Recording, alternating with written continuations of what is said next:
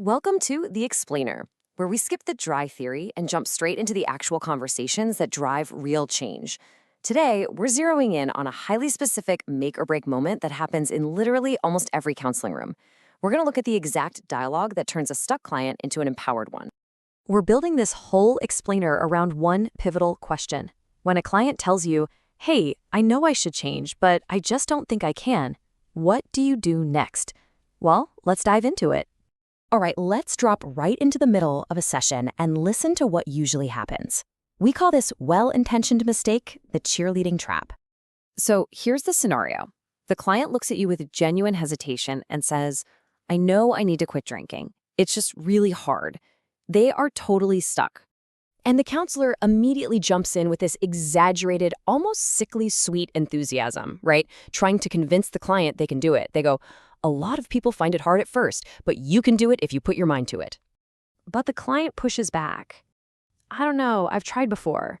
So the counselor tries again. Well, this time you have support. That makes a big difference. The client is still stuck though, saying, "Maybe, I just don't feel like I can." And then the counselor just doubles down on the cheerleading, offering this kind of empty, hollow platitude. You just have to believe in yourself. So what does this all mean?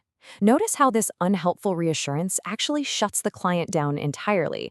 It completely misses the chance to explore their actual ability. It forces them to defend exactly why they can't change, and ultimately, it ends in dead silence. Okay, let's rewind that exact same scenario and see the right version. We're going to use a conversational tool here that completely flips the dynamic on its head. "I know I need to quit drinking. It's just really hard." Now, instead of cheerleading, the counselor adopts a super grounded, curious tone, asking the client to place their confidence on a scale. On a scale of 1 to 10, how confident are you that you could do this if you decided to? The client thinks about it for a second. They're genuinely processing the question now, and they say, "Maybe a 3. And right here, this is the magic follow-up question that changes the whole game. The counselor asks with total neutral curiosity, "A 3. What puts you at 3 and not 0? Boom. Suddenly, the client is forced to dig into their own history to find their own evidence of past success. They actually have to defend why they aren't a 0. They answer, "I quit for 2 months last year, so I know I can do it for a little while." This is absolutely crucial. The power of this approach lies in these 3 precise steps. Step 1, asking, "What puts you at X and not 0, forces the client to find their own evidence. Step 2, asking, "What was different during that time?" draws out the conditions that actually worked. In our scenario, the client realizes they were staying with a sister who didn't drink. And step 3, saying, "So you already know what works," reflects their own competence right back to them. Let's look at another scenario to see how this builds and watch how a client's past success literally becomes the bedrock for their current confidence. So, we have a client struggling with substance use who doubts their own strength. They say, "I want to stop using, I really do, but I don't think I'm strong enough." In the wrong version, the counselor cheerleads. "Of course you're strong enough. Look how far you've come." The client deflects. "I don't feel strong." The counselor pushes that toxic positivity. "You're here, aren't you? That takes strength." The client mutters, "I guess." And when the counselor adds, "You just need to take it one day at a time," the client completely shuts down with, "Everyone says that." Yikes. But the right version looks completely different. The counselor totally resists the urge to cheerlead. They establish the scale, and the client gives themselves a 2. Then the counselor asks, with genuine intrigue, what keeps it from being a 0? The client reveals a massive piece of evidence that the counselor would have never, ever found by just saying, "Believe in yourself." The client says, "I've been clean before, 18 months actually." The counselor asks what helped them stay clean, and the client, having a major light bulb moment about their own past competence, lists their strategies. "I had a sponsor. I was going to meetings. I had structure."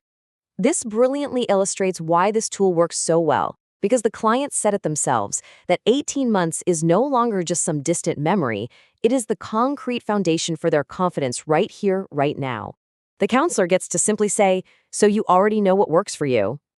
And this scale technique doesn't just build confidence. It actually helps clients discover their own hidden strategies. Let's check out this diet change scenario. The client feels defeated before they even start. My doctor says I have to change my diet. I know I should. I just don't think I can stick to it. The counselor cheerleads. Start small. The client says, I've tried that. I always fall back. The counselor tries to fix it. Have you tried a food diary? You just need to find the right system. And the client just argues back. I tried that too. It didn't last. Maybe I'm just not a person who can do this. Instead, in the right version, the counselor uses the scale and gets a rating of 4. Maybe. They immediately, with complete, calm neutrality, pivot to ask why it isn't lower. 4. What makes it a 4 instead of a 1? The client remembers cutting out soda. And crucially, they remember exactly how they did it. Uncovering this totally forgotten truth about themselves, they say, I did cut out soda 2 years ago. That actually stuck. I just stopped buying it. If it wasn't in the house, I didn't drink it.